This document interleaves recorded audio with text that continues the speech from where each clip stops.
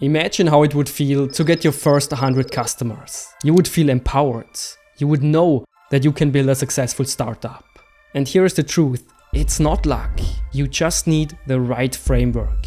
I have coached over 50 startups and built 2 of my own. In this video, I will show you the exact framework you need to get your first 100 customers. I will show you the step-by-step process, the key levers you need to focus on, and how you can apply this framework to your startup, no matter what industry you're in. But before we dive in, let me show you why so many startups struggle to get any customers at all. Okay, let's face it. Most startups fail to get any customers at all because of this one reason. And I see it all the time.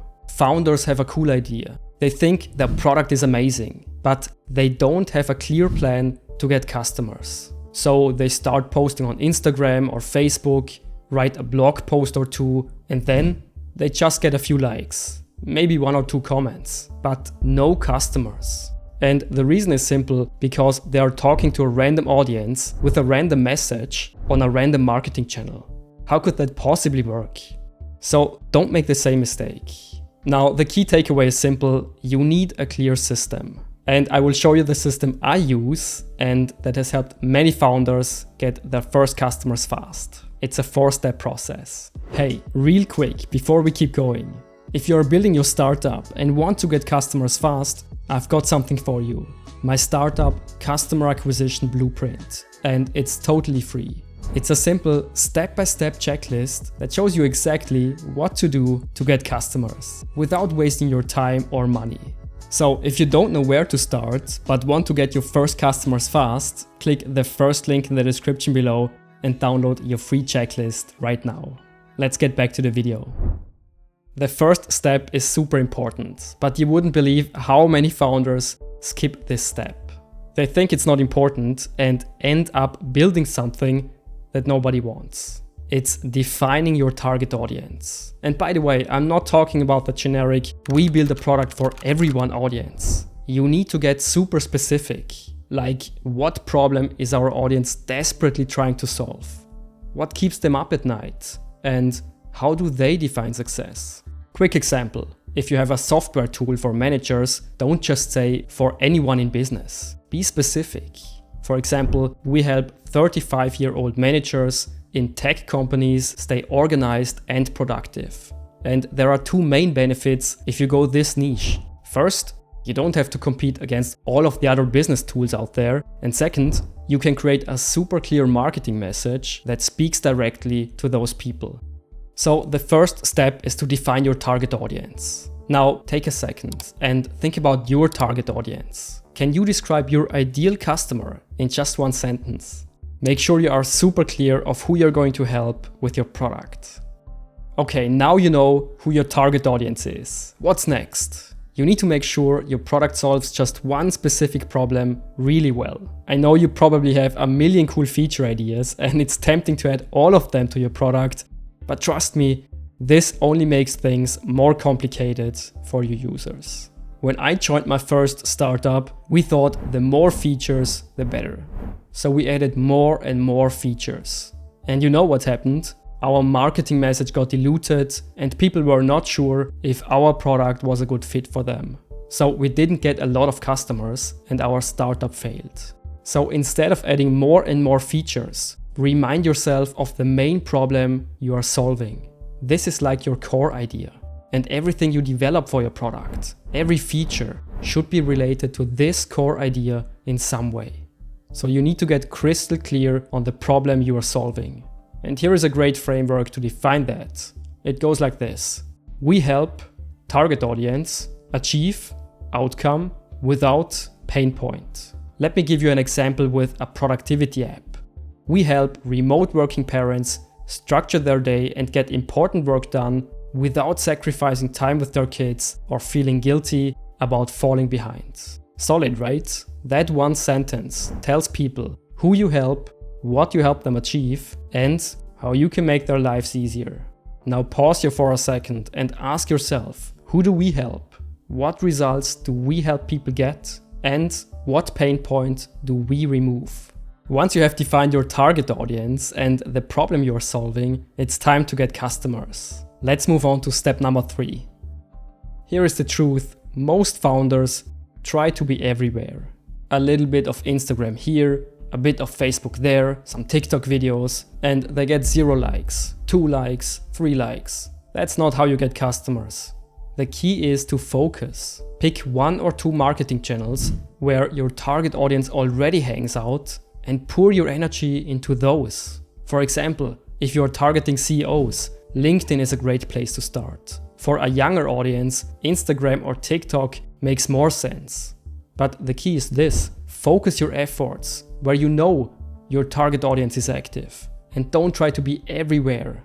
One startup I worked with doubled their customer base in just 4 months by focusing solely on LinkedIn outreach. They didn't use multiple platforms. They focused on the one channel that worked best for them. Okay, this one's huge, because even if you know who your target audience is, and you know which marketing channels you will focus on, if you don't nail this, you won't get any customers. You will end up with 1 or 2 likes on Instagram. So remember this. Your messaging has to speak to your audience like you are directly talking to them. And when they read it, they should think, yes, this is exactly what I need. Let me give you an example. I recently talked to a startup. They had a physical product, a really nice ergonomic bed.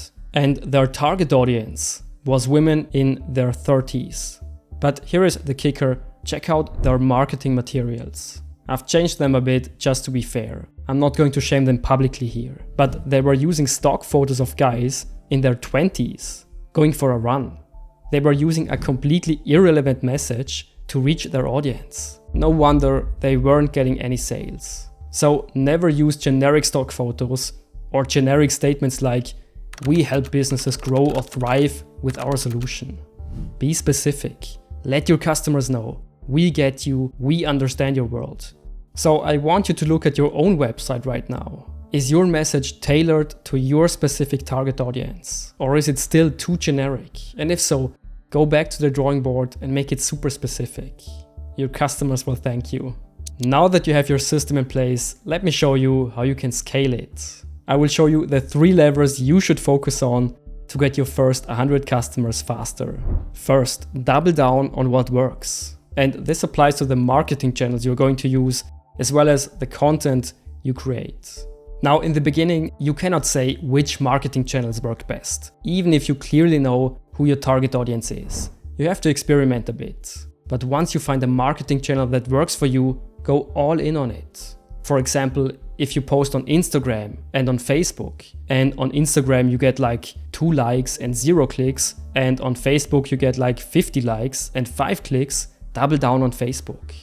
At the same time, if you posted 2 posts on Facebook and one gets 2 likes and one gets 30 likes, create more of the 30 like content. That's a super important lesson. When I started, I made the mistake of posting just too broad.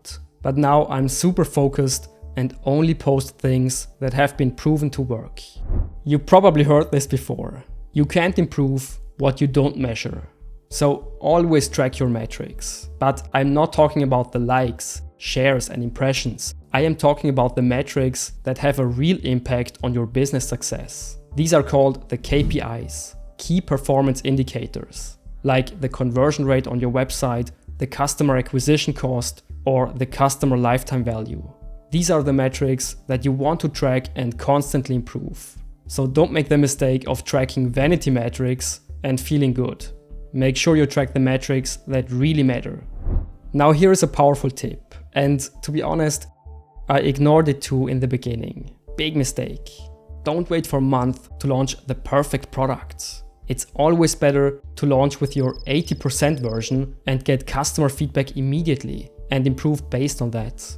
The reason why this is so important is because you can evolve your product based on their needs. This is how you get loyal customers who refer others. I think one of the biggest mistakes you can make in your startup journey is to talk very little to your customers and just blindly build your product because you think you know what's best anyway. Trust me, you will end up building stuff nobody wants.